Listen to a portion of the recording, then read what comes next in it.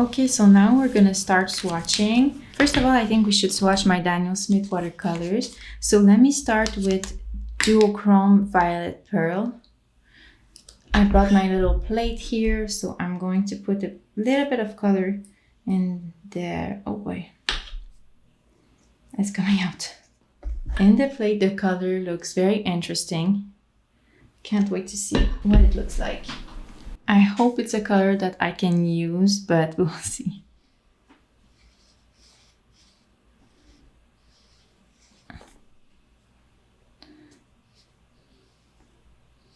So it's very violet, as the name suggests. I guess that's nothing too surprising. I see some shimmer in there, which I did not expect. I guess it's my fault if I did not expect that. If you have seen one of my videos where I swatched colors I did not like, I said I didn't like the coppers and the metallics because of the shimmer that was in the paint. So I'm not sure if I'm gonna like it. I think the color is beautiful though. I'm just not sure about the shimmer. But this could be an interesting color to add a touch of interest in some areas of my painting. So I would not necessarily do a painting with this color as the main color, but I could add it here and there to create some interest. Let's just wait for it to dry. And let's swatch the Lunar Black. This one I have used already, so I couldn't wait. And I know I love it. And also it's just a useful color. So I would say it's quite a cool black. Is it cool? Is it warm? It's tough to say. But the thing that's very interesting with this color is that it granulates a lot. Now, I don't know if we're gonna see it too much because this paper is not a watercolor paper. We really see the full effect of its granulation when we use it on a cold press watercolor paper because the paper's texture brings out the granulating effect. But yeah, we can see it already. So when it's dried, I'm going to give you a close-up. So let me write down the names already because then we're gonna move on to the inks.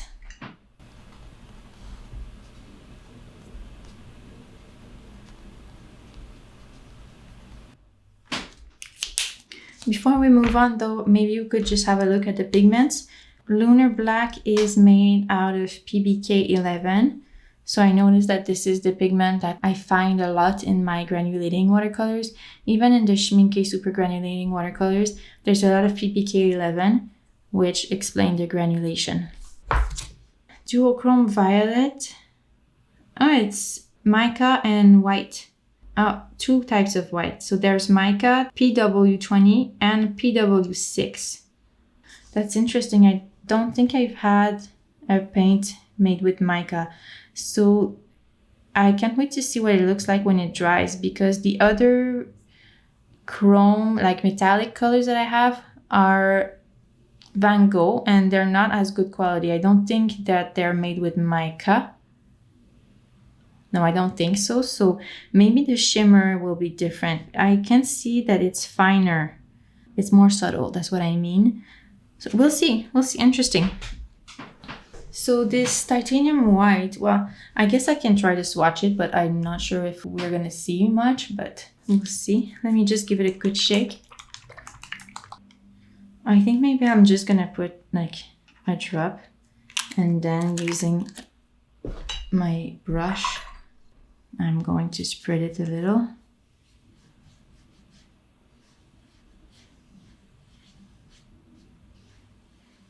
So it's nice.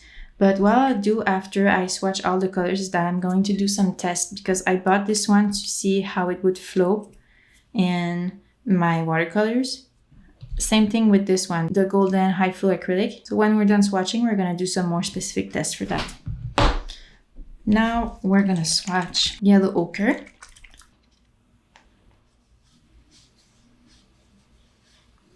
Oh, this is such a pretty color. I love yellow ochre. In acrylics and watercolors and inks, I always think that yellow ochre is a pretty color. This is acrylic ink and it shows because you cannot really reactivate it too much. So I tried to reactivate it here and it did not work that much. I'm gonna swatch the red that I already had just to see the difference between the red and the magenta.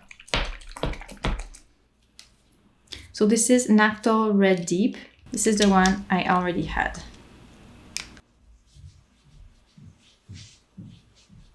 I have the feeling that this one and magenta will be very similar. Yeah, oh my god. Well, there's a difference. Oh my god, it splashed everywhere. There's a difference, but it's so similar. Well, I did not expect that. Now we are going to go towards the greens. Can't wait to swatch this one. This one is the yellowish green, which is one that was surprising to me when I received it.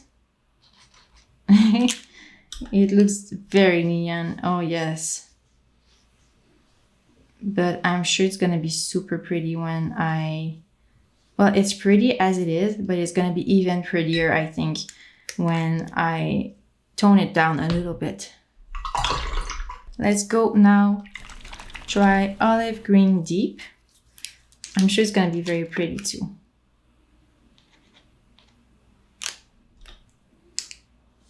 Oh yeah, oh wow.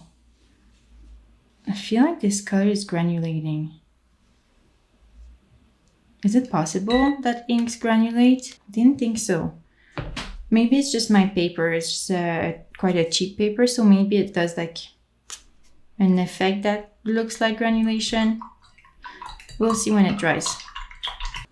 Now let's go do the blues. This is grayish blue.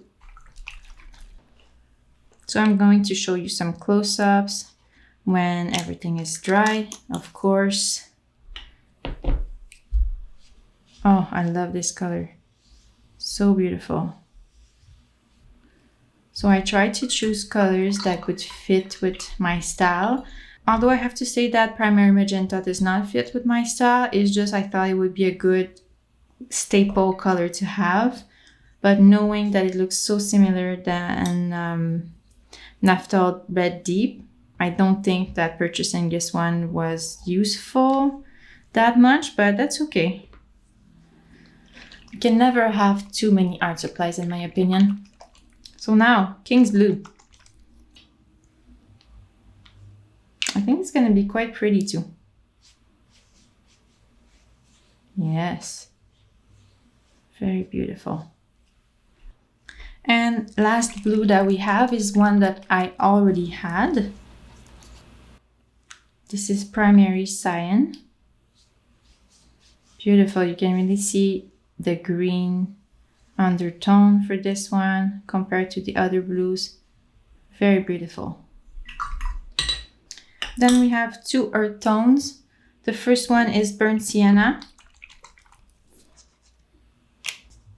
Oh, so pretty. Wow, I love Burnt Sienna.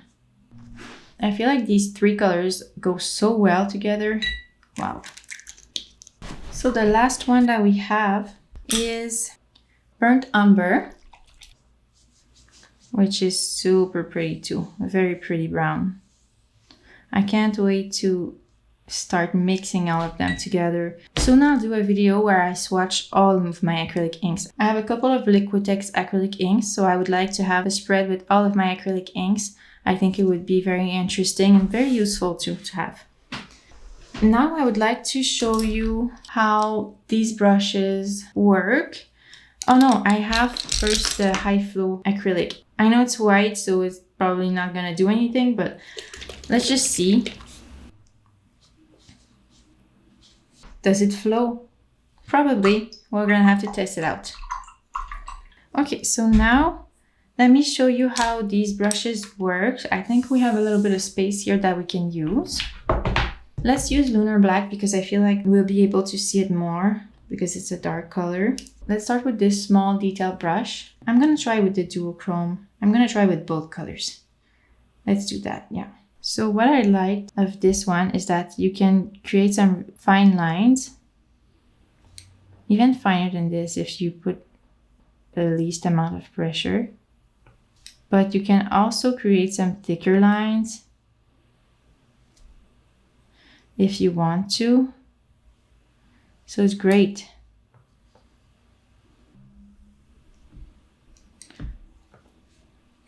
And it really absorbs a lot of water. Even if it's a tiny little brush, it absorbs a lot of water and a lot of pigment too. So you can really do a lot of lines before you have to dip it again in your paint. So that's always nice. See, I could go on and on and on. And see, you can do some marks. It's very versatile. You can do a lot. So that's it for the detail brush. I'm glad I bought it. Now let's do this one. You'll see what I mean when I say that it's quite a specialized brush. So when I wet it, it becomes this point. So it's quite nice. So you can do some lines as well, but you could do some things like this, you know, and create some interesting shapes.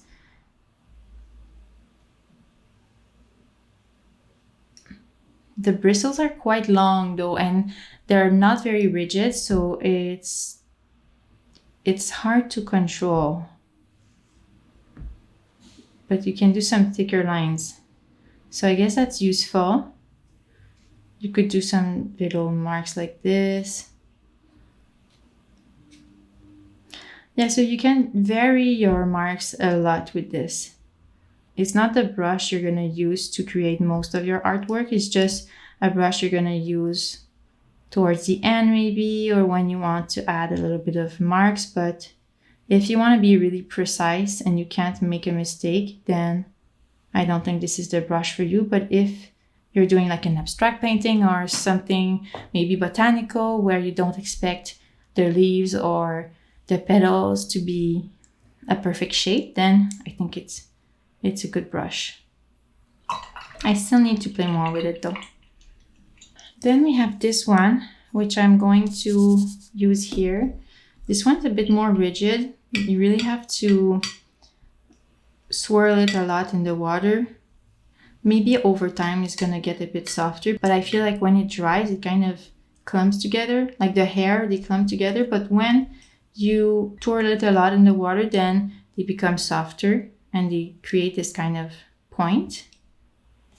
So you can use it to create like a bigger wash, you know, something like this. But you can also do some finer lines. I don't know if you can see, but I can already see some amazing granulation. So yeah, I think I need to play a little bit more with it. Oh, it's already losing a hair. Now, it's not the best quality, but I think that it's okay. You don't need to have professional brushes. Nobody cares what brushes you use. So if it works, it works. Now we have this one. This one too, it dried a bit stiff, so I'm gonna put it in the water, but it gets so soft. The only downside with this brush is that it's quite big, so you kind of have to use a plate. So I put some random colors that I had. It's not one of these ones that I swatched. Let's just go to the other page. You swirl it around and it becomes super soft. You kind of have to try to remove a little bit of water because it absorbs so much, unless that's what you want. You want your brush to be full of water. And now I'm just gonna dip it in there. This is a very wet wash. It's not very concentrated, so I don't expect the color to be super vibrant. But see how big you can create. You can create some huge washes. So I added some black. I'm just gonna do this. It's perfect for the base layers for my paintings because I need to create big washes, and you can always use it on the side like this to create like smaller shapes.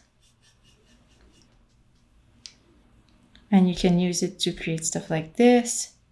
Let's add a bit more black to this very wet wash because I want the color to be darker.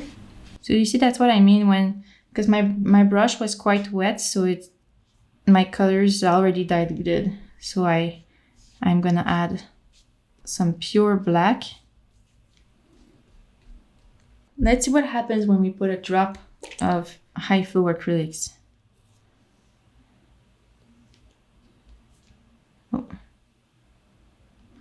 Oh, that's quite nice. And what if we move it around?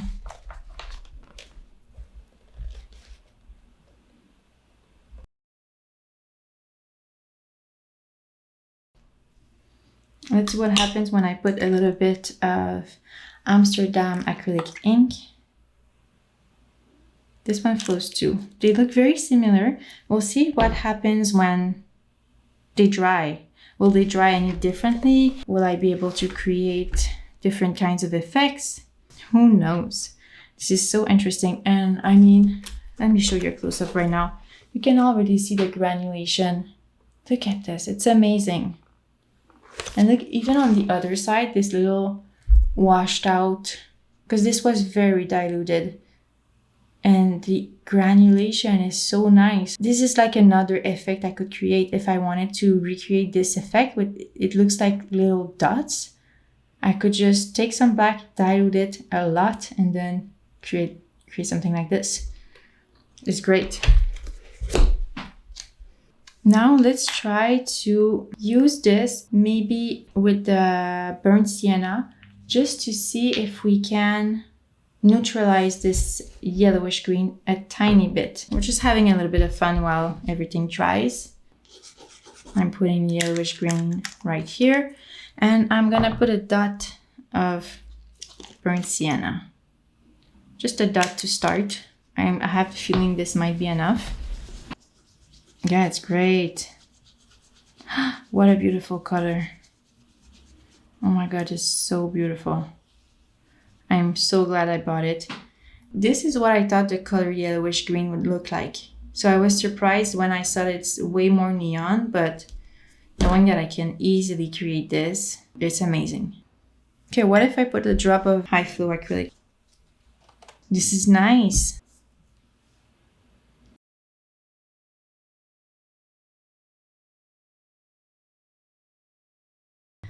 Amazing. We're gonna wait for all of this to dry. I'm going to write down all the names of the colors and then we'll have a closer look. I just want to go back on the Duochrome Violet because this one is dry. I feel like it's very interesting. As I said before, I don't think this is a color I'm going to use like as a main color in a piece, but I've changed my mind before. So, I mean, who knows what's gonna happen. As for the others, I feel like these are pretty color. They change a little bit when they dry, which I guess is to be expected. I'm interested in trying them in my new sketchbooks as well. Maybe they're gonna react a bit differently in this higher quality paper. We'll see. Now I'm going to show you some close-ups and then we're gonna call it a day. Thank you so much for watching my video. If you liked it, please leave a like, please leave a comment, and subscribe if you're not already subscribed to my channel. I would love to have you back. All right, take care and I'll see you soon. Bye.